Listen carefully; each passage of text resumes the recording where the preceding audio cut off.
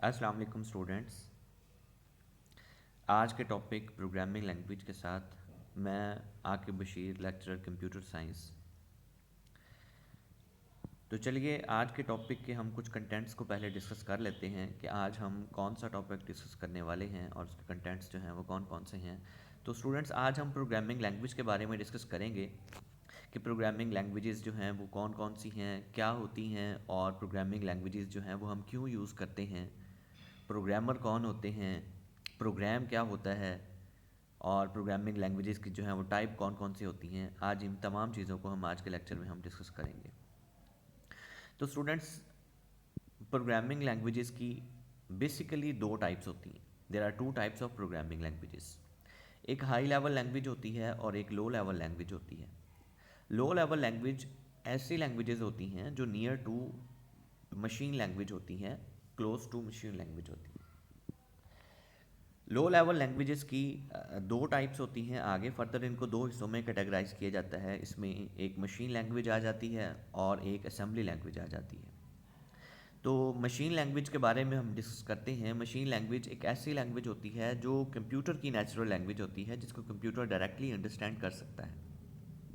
Machine language binary form में लिखी गई, बनाई गई एक लैंग्वेज होती है, जिसको कंप्यूटर को समझने के लिए किसी ट्रांसलेटर, कंपाइलर, इंटरप्रेटर, असेंबलर की ज़रूरत नहीं पड़ती। कंप्यूटर डायरेक्टली मशीन लैंग्वेज को समझ लेता है।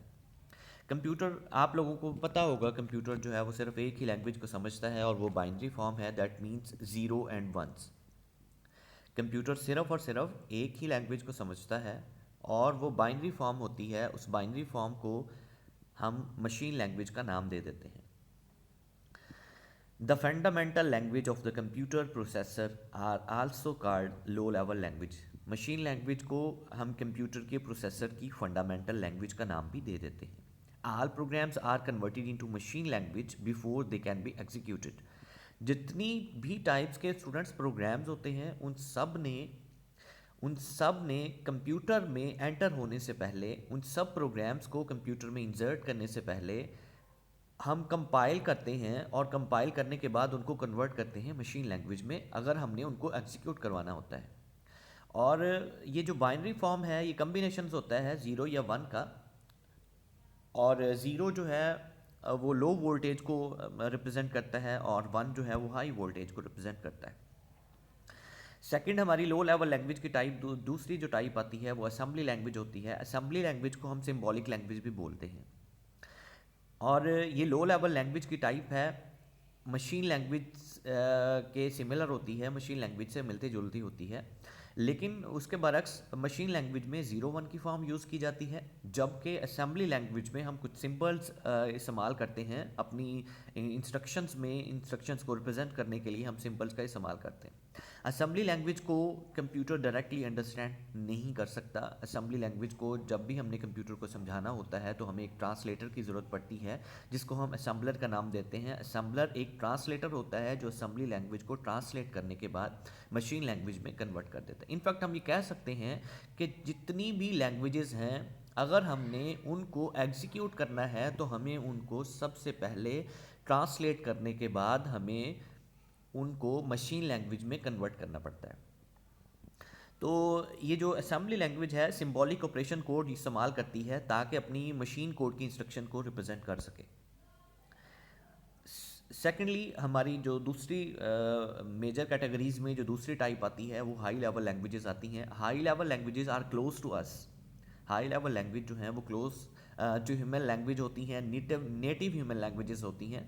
कंप्यूटर इनको डायरेक्टली अंडरस्टैंड तो नहीं कर सकता, लेकिन इंसान जो है वो उसको समझ सकते हैं। इंसान क्यों समझ सकते हैं? क्योंकि ये नेटिव लैंग्वेज होती है कंप्यूटर की। Computer programming language that are easier to learn. इनको सीखना आसान होता है। सीखना क्यों आसान होता है? क्योंकि ये क्लोज टू ह्यूमन लैंग्वेज होती हैं, हमारे नज़दीक होती हैं और हम ही ने लिखा होता है इनको, तो हम बासानी इनको समझ लेते हैं। क्यों समझना आसान होता है? ये इंग्लिश के सेंटेंसेस को यूज़ करती हैं। एग्जांपल्स में इसकी हाई लेवल लैंग्वेजेस की सी प्लस प्लस आ गई, विजुअल बेसिक आ गई, पास्कल आ गई, कोबोल आ गई, फोर्ट्रान आ गई, एट्सट्रा। प्रोग्रामिंग कुछ टूल्स हम डिस्कस कर लेते हैं कि प्रोग्राम बनाते हुए या प्रोग्राम लिखते हुए हम किन किन चीज़ों की ज़रूरत पड़ती है, जो एड कह सकते हैं कि वो हमारा हेल्पिंग मटेरियल है। उसमें नंबर फर्स्ट पे आ जाता है फ्लो चार्ट, सूडो कोड और हायरार्की चार्ट। फ्लो चार्ट क्या है? Flow chart actually graphical representation होती है जिसमें हम सिंबल्स को, ग्राफ्स को रिप्रेजेंट करते हैं और उनका लॉजिकल कनेक्शन जो है वो हम ड्रॉ करते हैं। Logic diagram to describe each steps that the program must perform to arrive the solution. देखिए, कोई भी हमने प्रोग्राम लिखना होता है तो एक अच्छा प्रोग्रामर जो होता है, कोई भी प्रोग्राम लिखने से पहले उसका एल्गोरिदम बनाता है। एल्गोरिदम क्या होता है? एल्गोरिदम एक सिंपल स्टेटमेंट्स होती हैं जिसमें कोई प्रोग्रामिंग रूल, कोई किसी भी किस्म के प्रोग्रामिंग रूल्स को फॉलो नहीं किया जाता, ना ही कोई सिंटैक्स जो है उसमें अप्लाई किया जाता है। मतलब हम सिंपल स्टेटमेंट्स में अपनी प्रॉब्लम का सॉल्यूशन लिखते हैं। फिर उन प्रॉब्लम के सॉल्यूशन को हम फ्लो चार्ट की फॉर्म में या फ्लो चार्ट की सिंबल्स इस्तेमाल करके फ्लो चार्ट की मदद से हम डिज़ाइन कर लेते हैं। Popular logic tool for showing N algorithm in graphic forms, और ये बहुत ज़्यादा एक टूल है जो हम ग्राफिक्स की फॉर्म में इस्तेमाल करते हैं। Programmer prepare flow chart before coding. Programmer जो है वो अपनी वो जो एल्गोरिदम उसने बनाया होता है, प्रोग्रामर ने सिंपल सेंटेंसेस में अपनी प्रॉब्लम का सॉल्यूशन लिखा होता है, उसको वो क्या करता है, फ्लो चार्ट में उसको तकसीम करता है और उसके लिए कुछ सिंबल जो हैं वो दिए गए हैं, दैट्स ऑल है। पर्पस ऑफ फ्लो चार्टिंग, कि फ्लो चार्ट का मकसद क्या है? फ्लो चार्ट, अब मैंने आपको बताया, एक एड होता है, एक हेल्पिंग मटेरियल होता है जिसकी मदद से हम अपनी लॉजिक को प्रोग्राम में कन्वर्ट करने का एक सोर्स या एक ज़रिया या एक तरीका बना रहे होते हैं। Verification that all possible conditions have been considered in the program, और हम फिर ये वेरीफाई करते हैं कि जितनी भी पॉसिबल कंडीशंस होती हैं हम अपने प्रोग्राम में उनको कंसीडर कर चुके हैं। Provides mean of communication with other output the program. ये मीन्स ऑफ कम्युनिकेशन से मुराद,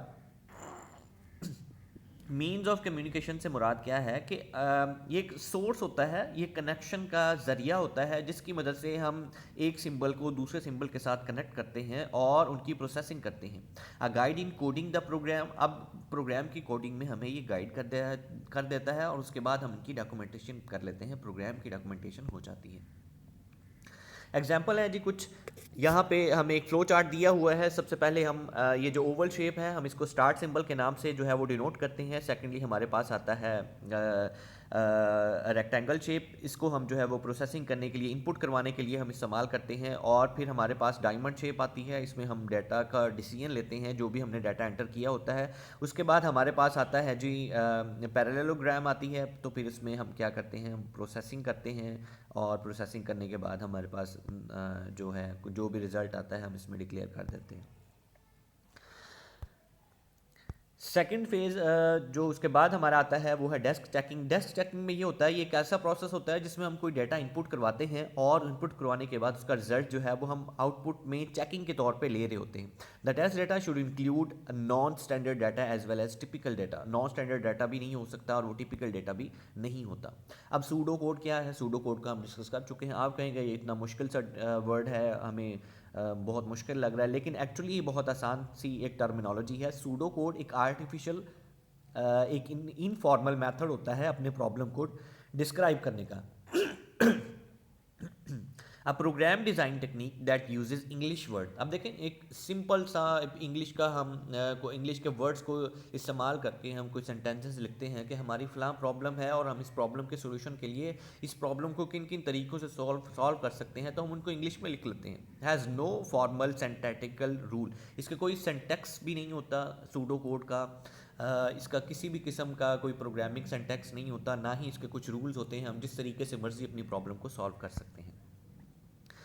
उसके बाद आता है हिरार्की चार्ट। हिरार्की चार्ट क्या होता है? हिरार्की चार्ट ये होता है कि एक इन हिरार्किकल वेज में, मतलब एक स्टेप बाय स्टेप प्रोसीजर में हम अपने प्रॉब्लम को, अपने प्रोग्राम को किस तरीके से हम ड्रॉ कर सकते हैं। वो जो हमने एल्गोरिदम लिखा था, जिसका हमने फ्लो चार्ट बनाया था, shows the overall program structure. Hierarchy chart क्या करता है? पूरे के पूरे प्रोग्राम का स्ट्रक्चर जो है वो शो कर देता है। अब ये हिरार्की चार्ट बनाने का मकसद, ये फ्लो चार्ट बनाने का मकसद, एल्गोरिदम बनाने का मकसद क्या है कि हमारा जो प्रोग्राम हम किसी भी प्रोग्रामिंग लैंग्वेज में लिख रहे हैं उसको बआसानी हम जो है वो प्रोग्रामिंग लैंग्वेज में डेवलप कर सकें। जिनको हमने लिखना था, हम क्या, ये एड्स हैं, ये टूल्स हैं, ये टूल हमारी हेल्प करते हैं ताकि हम अपने रेलेवेंट प्रोग्राम को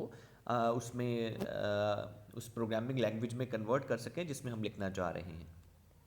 डिस्क्राइब व्हाट ईच पार्ट और मॉड्यूल ऑफ द प्रोग्राम डस। फिर हम ये करेंगे कि हम फ्लो हायरार्की में ये बताया जाता है कि हर हिस्सा जो है वो अपने हिस्से की फंक्शनैलिटी परफॉर्म करवा रहा है। Also how each module relates to other module in the program, और फिर हम ये भी देखेंगे कि कैसे वो एक दूसरे से रिलेट कर रहे हैं। हायरार्की में आप देखिए जी, सबसे पहले हमने इसमें रखा इसको क्लास एवरेज प्रोग्राम हमने बनाया। हमने स्टूडेंट्स की क्लास एक स्टूडेंट्स की क्लास ली और हमने उनकी एवरेज निकालनी थी। तो फिर हमने सबसे पहले उनके ग्रेड ले लिए कि कितने ग्रेड्स हैं स्टूडेंट्स के।